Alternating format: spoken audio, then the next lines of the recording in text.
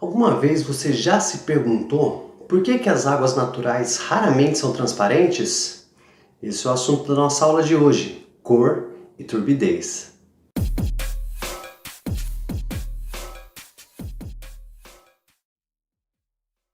E aí, galerinha, tudo bem?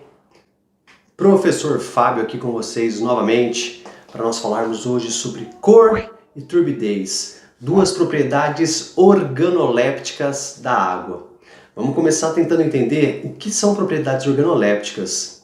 Propriedades organolépticas são aquelas que não necessariamente causam algum mal aos seres humanos, porém elas mexem com os nossos sentidos, com o nosso olfato, com o nosso paladar, com a nossa visão. A cor e a turbidez são propriedades organolépticas da água, uma vez que a água contendo esses parâmetros, nem sempre ela vai fazer mal para o ser humano.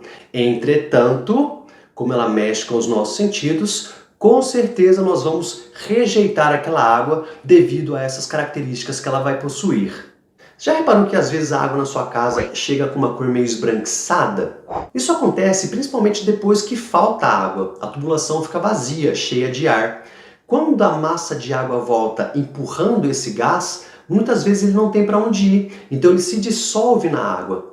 Assim que a tubulação alcança uma pressão atmosférica normal novamente, muito baixa, ou seja, na sua torneira, esses gases saem da forma dissolvida e formam microbolhas, incluindo também o gás cloro, que é o que a gente mais consegue sentir.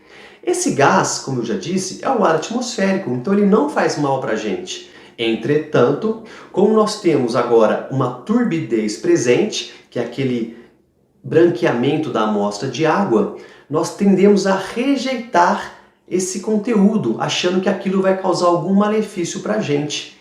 Muitas pessoas falam, inclusive, "Ai, não bebe essa amostra de água, tá cheia de cloro."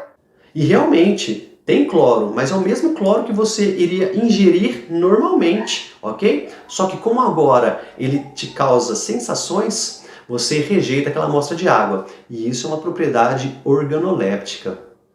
Na água potável, a cor tem um limite máximo de 15 unidades Rasen e a turbidez de 5 unidades de turbidez. Ou seja, são valores muito baixos e para os nossos olhos a água vai ser praticamente transparente. E esses parâmetros você pode encontrar na Portaria de Consolidação número 5, anexo 20, dentro do anexo 10. Peraí, tem um anexo do anexo? Isso mesmo. O anexo 20 da Portaria de Consolidação número 5 corresponde à antiga Portaria 2914. Ela foi incorporada integralmente, dentro da Portaria de Consolidação número 5, mas teve que mudar de nome. Se chama hoje anexo 20. Dentro do anexo 20 nós temos os anexos, que eram da Portaria 2914.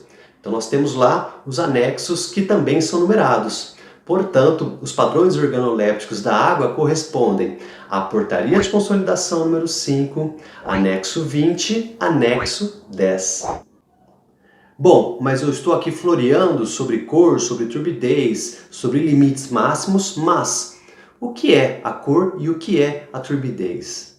Tanto a cor quanto a turbidez são propriedades físicas da água. Ixi, vai passar Peppa aqui, peraí. Bom, tanto a cor quanto a turbidez são propriedades físicas da água.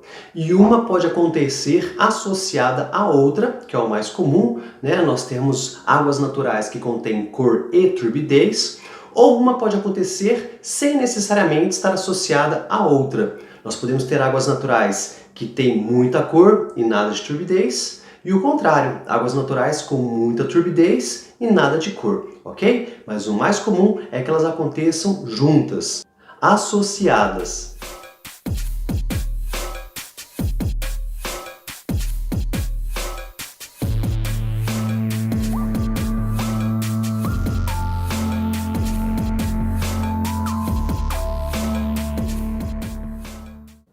A cor e a turbidez elas podem ser causadas por várias coisas presentes na água, como por exemplo, materiais em suspensão, Bactérias, ácidos, vários tipos de micro-organismos, diferenças no pH, substâncias orgânicas, metais, despejos de efluentes, nutrientes. Enfim, uma variedade de coisas na água que, quando elas estiverem presentes, vão causar um ou esses dois fenômenos simultaneamente.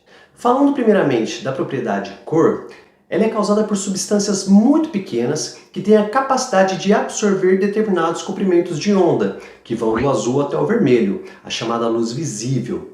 Essas substâncias muito pequenas nós chamamos de coloides. E se você não tem certeza sobre o que são os coloides, eu vou deixar aqui no cantinho o link para a aula onde eu explico isso muito mais detalhadamente. A cor pode ser causada por metais, como por exemplo ferro e manganês, matéria orgânica em decomposição, plâncton e outros tipos de micro-organismos, além de despejos industriais. Lembrando também que na portaria de consolidação, o limite máximo permitido é de 15 unidades Rasen para a cor aparente. E aqui chegou uma parte interessante desse assunto. Nós temos dois tipos de cor, a chamada cor aparente e a chamada cor real. E qual que é a diferença de uma para outra? Cor aparente corresponde à cor que é medida numa amostra com a presença da turbidez. Portanto, eu pego aquela amostra bruta, com material de suspensão, com tudo que tiver presente nela e meço a cor. Como eu tenho outras substâncias ali que podem causar a turvação do meio, que podem causar alguma diferença na água, nós chamamos isso de cor aparente, pois é o que os nossos olhos conseguem enxergar. E na portaria de consolidação número 5, no anexo 20, dentro do anexo 10, o valor máximo permitido é de 15 unidades Rasen. Já a cor real é aquela que eu meço sem a presença da turbidez. Então eu uso um processo de separação, que hoje em dia é principalmente a centrifugação, retiro a turbidez da amostra e meço a cor dela. Então nesse caso eu estou medindo somente a cor real. As unidades Rasen correspondem às unidades que nós usamos para medir intensidades de cor, principalmente em amostras ambientais. Ela é uma homenagem ao seu criador, Allen Hazen. Ele criou uma solução que é uma mistura de platina e cobalto que ia do tom transparente até um tom amarelo palha. E nós medíamos então as soluções em miligramas por litro de platina cobalto. Entretanto, hoje em dia é comum nós associarmos as unidades de miligramas por litro de platina cobalto com unidades Rasen. Então, cada unidade dessa escala de platina cobalto é equivalente à mesma quantidade da unidade Rasen.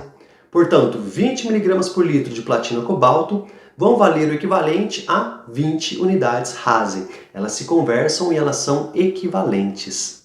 Quanto às características ambientais de se medir cor, é importante nós lembrarmos que dentro do Maeta, ela é um dos principais parâmetros que nós utilizamos para a dosagem de produtos químicos. A gente também leva em consideração que águas que tenham um elevado índice de cor e um baixo índice de turbidez são de mais difícil tratamento, uma vez que o coagulante não consegue realizar a nucleação, ele não consegue crescer e ganhar tamanho, massa, peso. Por isso, nesses casos, quando nós temos uma presença de cor muito intensa e baixa turbidez, é comum nós realizarmos uma pré-oxidação ou uma pré-cloração da água, que nesse caso não tem uma função de desinfecção da água, mas de oxidar principalmente materiais orgânicos para que nós possamos realizar então a coagulação.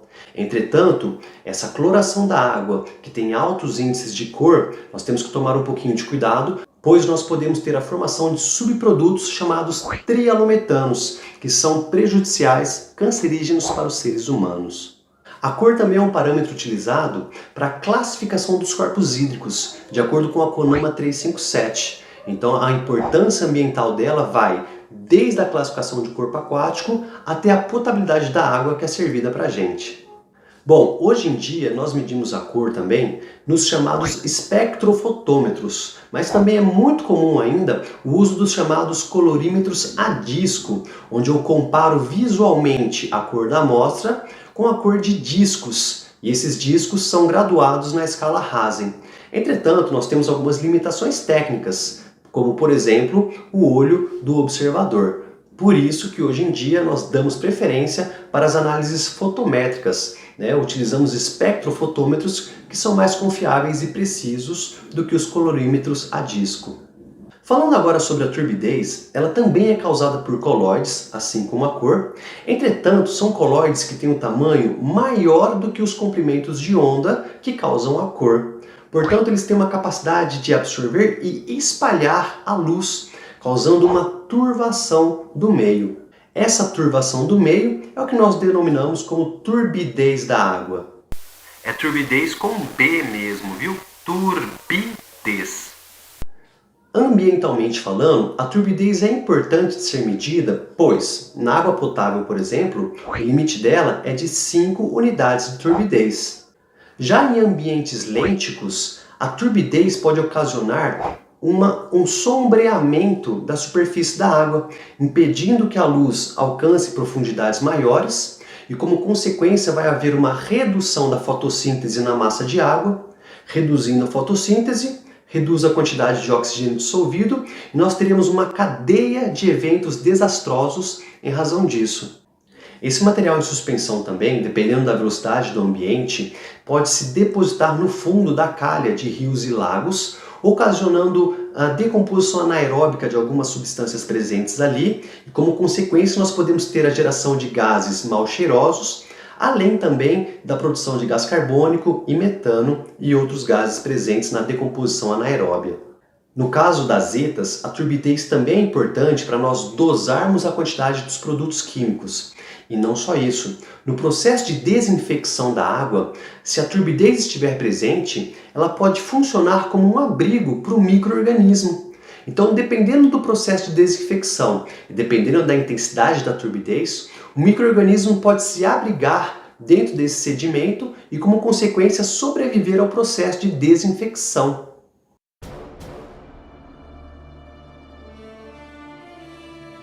Hoje em dia, nós usamos os turbidímetros para medir a turbidez.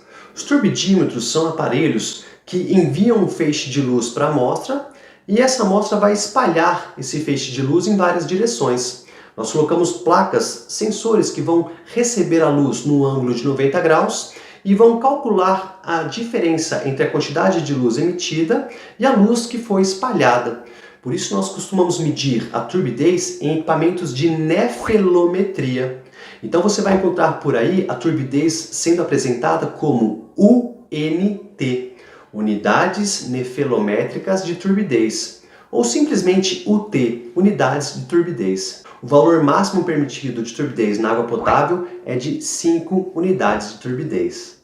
Bom, senhor técnico em meio ambiente, sempre que você for coletar uma amostra de água, meça logo que você coletou a cor e a turbidez, uma vez que o uso de algum conservante, o pH e às vezes até mesmo a temperatura da água ao longo do tempo podem alterar esses valores. Por isso, em campo, esse é um dos primeiros parâmetros que nós medimos logo que nós coletamos essa amostra.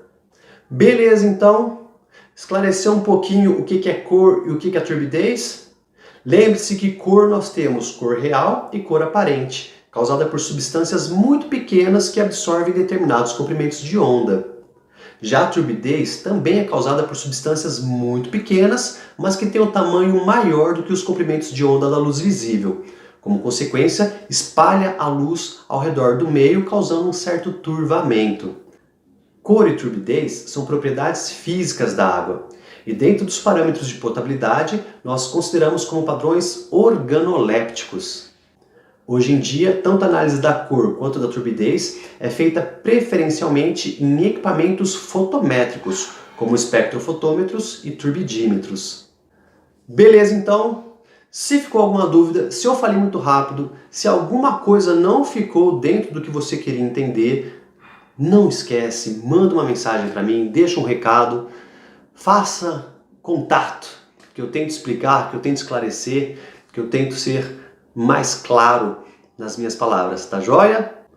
Mas eu espero que isso tenha ajudado você a compreender o que é a cor e o que é a turbidez, beleza? Então por hoje é só, até a nossa próxima aula, um abraço, um beijo e um queijo e até logo menos.